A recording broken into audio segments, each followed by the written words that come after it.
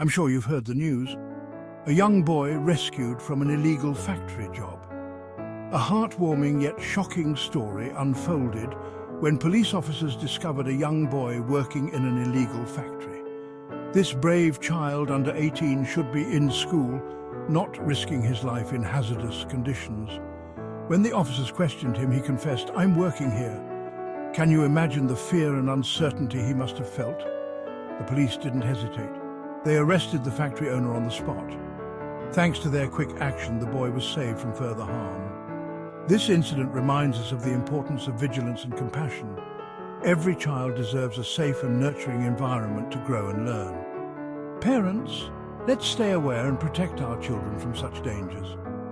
Together, we can ensure a brighter future for every child. Stay informed and stay safe. Don't forget to like and subscribe for more important updates.